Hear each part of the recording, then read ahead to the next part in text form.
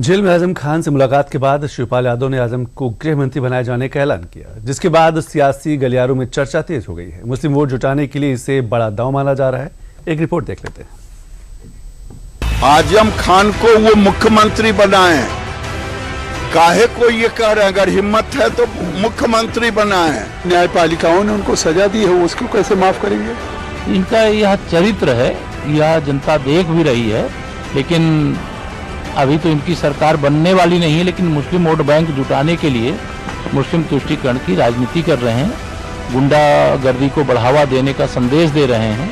UP की सियासी फिजाओं में बयानबाजी का यह उबाल समाजवादी पार्टी के राष्ट्रीय महासचिव और अखिलेश यादव के चाचा शिवपाल यादव के एक ऐलान के बाद आया, जो उन्होंने जेल में बंद आजम खान से मिलने के ठीक बाद किया था। शिवपाल यादव का वो ऐलान क्या है जिसको लेकर प्रदेश की सियासत गरमा गई है, पहले इसे सुन लेते हैं। तो इसलिए इनको आपकी बात हराना है और उत्तर प्रदेश में समाजवादी पार्टी की सरकार बनाना है। अखिलेश यादव को मुख्यमंत्री बनाना है, तब इनको सबको बिल्कुल बनेगा। रक्षा मंत्री नहीं, पहले गृह मंत्री।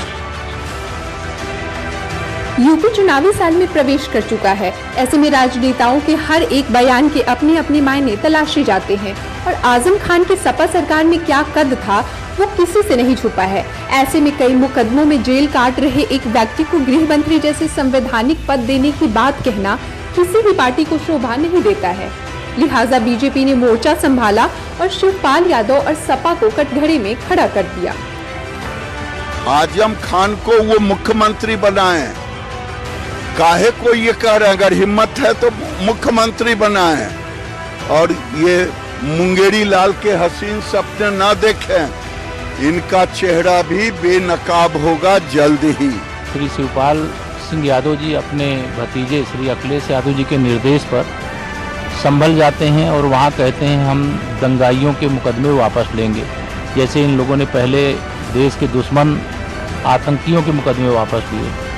फिर ये रामपुर जाते हैं, मोहम्मद आजम खान से मिलते हैं, उनको गंभीर मामलों में गंभीरतम सजा है, चुनाव लड़ने की भी हैसियत नहीं बची है और उनको सपा की सरकार बनने पर गृह मंत्री बनाने की बात करते हैं। इनका यह चरित्र है, यह जनता देख भी रही है। लेकिन अभी तो इनकी सरकार बनने वाली नहीं है, लेकिन मुस्लिम वोट बैंक जुटाने के लिए मुस्लिम तुष्टीकरण की राजनीति कर रहे हैं, गुंडागर्दी को बढ़ावा देने का संदेश दे रहे हैं, जंगल राज उत्तर प्रदेश में फिर से स्थापित करने का रास्ता तलाश रहे हैं। तो यह प्रदेश की जनता को बर्दाश्त नहीं है। प्रदेश सुशासन के पथ पर आगे बढ़ रहा है और आगे बढ़ेगा। शिवपाल यादव आजम खान से जेल में मिले और कहा कि जब सपा की सरकार आएगी यूपी में तो इनको गृह मंत्री बनाएंगे। जो न्यायपालिकाओं ने उनको सजा दी है, उसको कैसे माफ करेंगे? लोकतंत्र की नदी में सियासत के दो किनारे होते हैं और दोनों ही किनारों का नजारा अपनी अपनी विधा, सुविधा और दुविधा से हर राजनीतिक दल देखते हैं। आजम खान को लेकर शिवपाल यादव का यह बयान भी उसी सुविधा की ओर इशारा कर रहा है, क्योंकि सियासत की इमारत आंकड़ों पर टिकती है और आंकड़ों में सपा का कोर वोटर बैंक मुसलमान है। ऐसे में यह जानना जरूरी हो जाता है कि प्रदेश की सियासत में कितने प्रतिशत मुसलमान वोटर्स है। आइए इस पर एक नजर डाल लेते हैं। यूपी में 19% से ज्यादा मुसलमान आबादी है। यूपी की 60 विधानसभाएं ऐसी है जहां मुसलमान आबादी 30 से 60% है। 2022 में सपा ने मुस्लिम वोटों का 83% हासिल कर 17 से ज्यादा सीटों पर कब्जा किया था। 2024 के लोकसभा चुनाव और 2024 विधानसभा चुनाव में भी इन सीटों पर मुसलमान वोट निर्णायक भूमिका में रहे। पूर्वांचल में मुस्लिम आबादी अच्छी खासी संख्या में है, जिसका फायदा सपा को सीधे तौर पर मिलता है।